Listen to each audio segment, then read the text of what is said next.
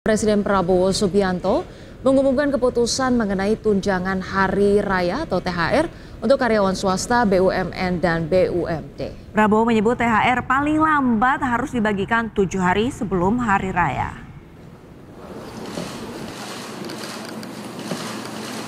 Kesempatan yang sama, Presiden Prabowo juga mengumumkan soal bonus hari raya bagi pengemudi dan kurir online. Untuk besaran jumlah THR yang akan diterima, Presiden menyebut semua akan diatur berdasarkan perundingan antara kementerian terkait dan pemilik jasa online. Sementara itu, Presiden Prabowo juga menegaskan pencairan THR bagi pegawai negeri sipil atau PNS dan pegawai pemerintah dengan perjanjian kerja atau P3K akan tepat waktu, paling cepat 3 minggu sebelum Lebaran. Saya sampaikan sebagai berikut. Yang pertama, saya minta agar pemberian THR bagi pekerja swasta, BUMN, BUMD diberi paling lambat 7 hari sebelum Hari Raya Idul Fitri. Dan besaran dan mekanismenya akan nanti disampaikan oleh Menteri Ketenagakerjaan melalui surat edaran. Kemudian yang kedua, pada tahun ini pemerintah menaruh perhatian khusus kepada para pengemudi dan kurir online yang telah memberi kontribusi yang penting dalam mendukung layanan transportasi dan logistik di Indonesia. Untuk itu pemerintah menghimbau kepada seluruh perusahaan layanan angkutan berbasis aplikasi untuk memberi bonus hari raya kepada pengemudi dan kurir online dalam bentuk uang tunai dengan mempertimbangkan keaktifan kerja. Sementara itu, Dinas Tenaga Kerja Kabupaten Tangerang, Banten dirikan posko pengaduan tunjangan hari raya. Ya, pemirsa, posko didirikan untuk memberikan ruang bagi buruh yang ingin mendapatkan haknya. Posko Satgas Tunjangan dari Hari Raya didirikan untuk memfasilitasi keluhan dari para buruh dan memfasilitasi atas keberatan para pengusaha atau pelaku usaha terkait pembayaran THR. Keberadaan posko Satgas THR disambut baik buruh. Nyatanya baru saja diresmikan, posko ini sudah didatangi oleh buruh yang mengadu. Wakil Bupati Tangerang, Intan Nurul Hikmah, mengatakan posko ini untuk memfasilitasi kedua belah pihak, baik buruh maupun pelaku usaha, berkaitan dengan pembayaran THR jelang Lebaran. Kita menerima pengaduan dari tenaga kerja dan juga konsultasi dari perusahaan-perusahaan yang ada di Kabupaten Tangerang, industri yang ada di Kabupaten Tangerang. Kenapa kita adakan posko ini? Supaya kondusivitas menjelang Lebaran ya dengan pemberian THR ini kondusif gitu. Jangan ada lagi industri-industri yang bandel, tidak memberikan hak pekerjanya. Dan kita juga bisa mengadakan konsultasi ya, mungkin THR-nya disesuaikan dengan kemampuan industri juga yang memang saat ini daya beli masyarakat juga melemah. Jadi insya Allah posko ini didirikan, mudah-mudahan bisa bermanfaat untuk para teman-teman yang di industri dan juga buruh yang ada di kabupaten. Unjuk rasa CASN dan P3K di Kota Kendari yang menolak penundaan pengangkatan di kantor DPRD Sulawesi Tenggara berlangsung ricuh. Iya, masa yang kesal karena lama ditemui menerobos masuk hingga menggiring paksa Ketua DPRD untuk keluar menemui massa.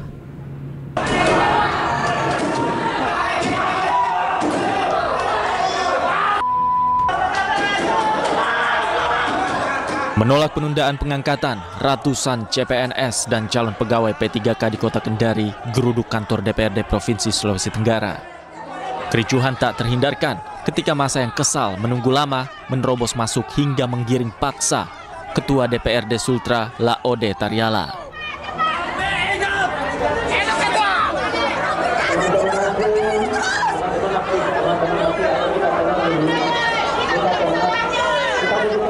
Dalam aksinya, sejumlah CPNS menangis di depan anggota DPRD akibat penundaan pengangkatan menjadi aparatur sipil negara menjadi 1 Oktober 2025 dan P3K pada 1 Maret 2026.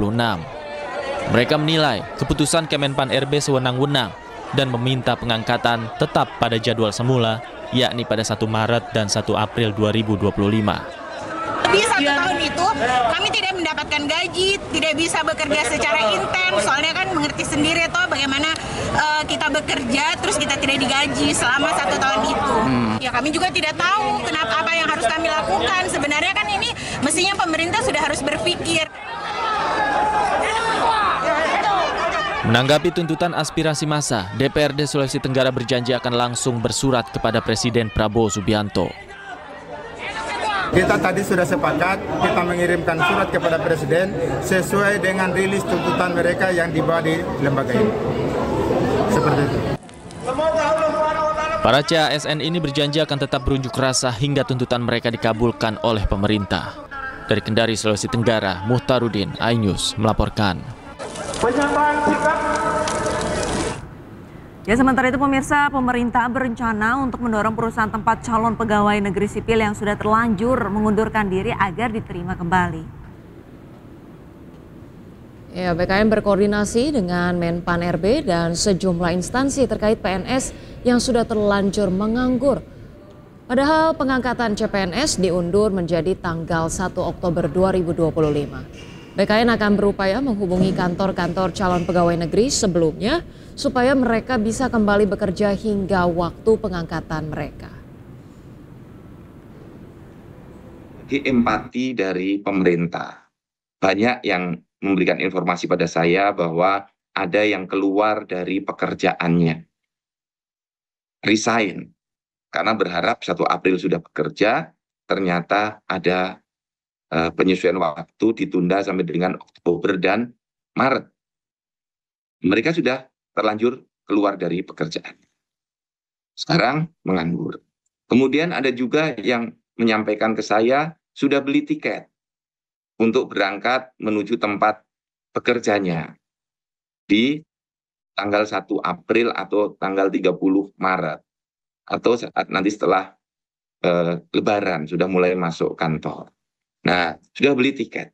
Nah, ini saya perlu masukan apakah saat nanti mengundang para calon ASN-nya, instansi ini kemudian mendata, kemudian menghubungi tempat pekerjanya yang lama agar bisa mempekerjakan kembali, atau biar kami dari BKN atau Menpan yang menghubungi, misalnya mengkomunikasikan dengan Kementerian BUMN bila yang bersangkutan bekerja di BUMN, atau dengan Menaker kalau yang bersangkutan bekerja di swasta, atau kepada para gubernur, bupati, wali kota bila yang bersangkutan bekerja di BUMD.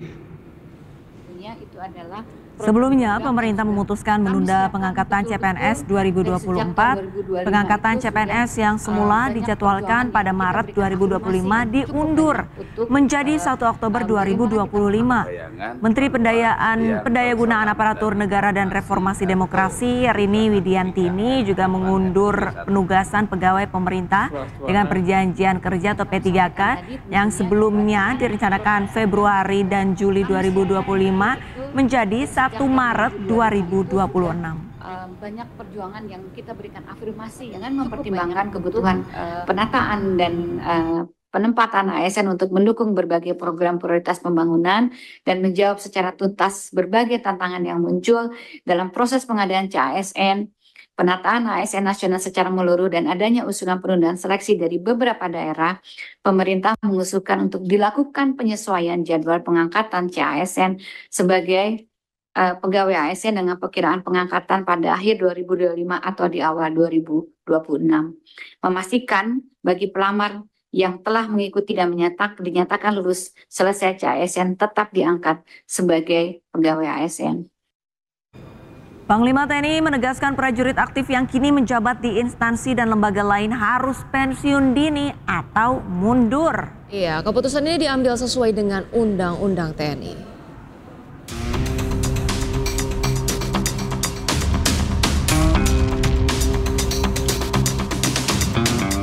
Jajaran Kabinet Merah Putih, pemerintahan Prabowo Gibran kini menjadi sorotan setelah sejumlah pos kementerian dan lembaga ditempati prajurit aktif TNI. Panglima TNI, Jenderal Agus Subianto pun buka suara.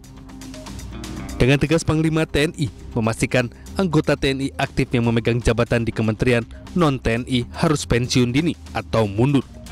Jadi prajurit TNI aktif dan menjabat di kementerian atau lembaga lain akan pensiun dini atau mengundurkan diri dari dinas aktif sesuai dengan pasal 47. Dalam Undang-Undang TNI Nomor 34 Tahun 2024, Pasal 47 Ayat 1 mengatur, prajurit TNI hanya dapat menduduki jabatan sipil setelah mengundurkan diri atau pensiun dari dinas aktif keprajuritan. Sementara undang-undang ini juga menyebut ada 10 lembaga atau kementerian yang boleh dipimpin oleh prajurit aktif TNI. Di antaranya adalah Koordinator Bidang Politik dan Keamanan Negara, Pertahanan Negara, Sekretaris Militer Presiden, Intelijen Negara, Sandi Negara, Badan SAR hingga Mahkamah Agung. Tim Liputan iNews melaporkan.